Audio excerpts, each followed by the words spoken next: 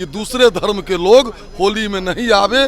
जो हमको काफिर समझते हैं, जो हमारे धर्म और पंथ से नफरत करते हैं, वो लोग नहीं जाए। क्यों जाकर के विवाद बढ़ाएंगे?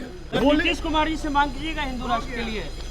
सर मथुरा में हिंदू धर्म गुरुओं ने कहा है कि जो मथुरा में होली होती है उसमें इस बार मुसलमान शामिल नहीं होंगे, यानी मुसलमान वहां पर जो त्यौहार है होली मनाने नहीं जाएंगे। इससे पहले याद कीजिए योगी आदित्यनाथ ने कहा था कि कुंभ में जो है वो गैर मुस्लिम बंद है, लेकिन कई बड़े जो इलिट मुसलमान थे वहां पर पहुंचे थे। इसी पर जब जो भाजपा के विधायक हैं बचौल जी, उनसे सवाल पूछा गया कि वहां पर जो है जो बाबा हैं, जो गुरु लोग हैं, उनका कहना है कि जो गैर हिंदू है यहाँ पर होली मनाने नहीं आएंगे मथुरा में। इस पर वो क्या कुछ कह रहे हैं पहले आप सुन लीजिए। लेकिन मथुरा में अगर धर्माचार्यों ने, संतों ने यह निर्णय लिया है कि दूसरे धर्म के लोग होली में नहीं आवे, जो हमको काफिर समझते हैं, जो हमारे धर्म और पंथ से नफरत करते हैं, वो लोग नहीं जाए। क्यों जाकर के विवाद बढ़ाएंगे?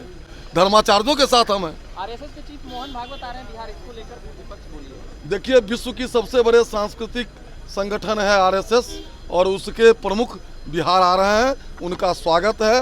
राष्ट्र के समृद्धि के लिए, सनातन के समृद्धि के लिए राष्ट्रीय स्वयंसेवक संघ भारत राष्ट्र के लिए दिन रात काम कर रहा है, और उसी के क्रम में मोहन भागवत जी पूजनीय आ रहे हैं। देखिए, वो जब थे सत्ता में, राबड़ी जी को बिहार की चिंता करने का दायित्व तो जनता ने नहीं दिया। अभी सम्राट जी, नीतीश जी, विजय बाबू बिहार की चिंता कर रहे हैं, और सारे लोगों का आशा आकांक्षा 13 करोड़ जनता का पूरा होगा। नीतीश कुमार जी से मांग कीजिएगा हिंदू राष्ट्र के लिए।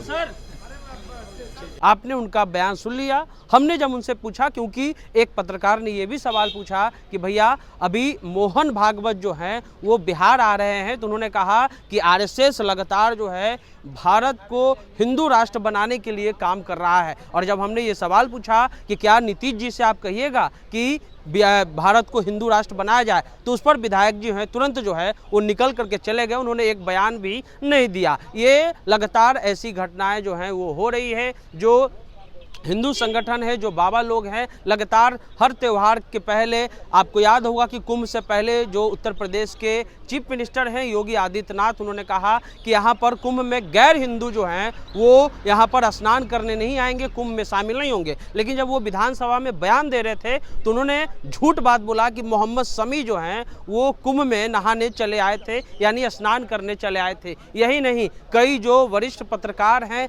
जो मुस्लिम हैं वो भी वहाँ पर पहुँची थी, और अभी मौजूदा बिहार के जो गवर्नर हैं वो भी वहां पर पहुंचे थे। तो ऐसे में ये बड़ा सवाल है उन गुरुओं से भी कि क्या जो गरीब मुसलमान है, जो पिछड़े मुसलमान हैं, जो एक तरह से कहा जाए कि जिनका नाम नहीं है वो बैन है, या जो इलिट मुसलमान हैं उनके लिए कोई बैन की व्यवस्था नहीं की गई। लगातार भारत जो है वो धर्मनिरपेक्ष देश है, और जब ये लोग शपथ लेते हैं तो संविधान का शपथ लेते हैं, और उस संविधान के शपथ में ये कहा गया है कि भारत जो है वो धर्मनिरपेक्ष है। लेकिन बार बार चुनावी शगुफा, या एक तरह से कहा जाए एजेंडा तहत राजनीति होती है, और यही कारण है कि बार बार ऐसे बयान नेताओं के आते रहते हैं। ऐसे में जो भी अपडेट होगा आपको बताते रहेंगे। आप द इंटरव्यू इंडिया देखते रहिए।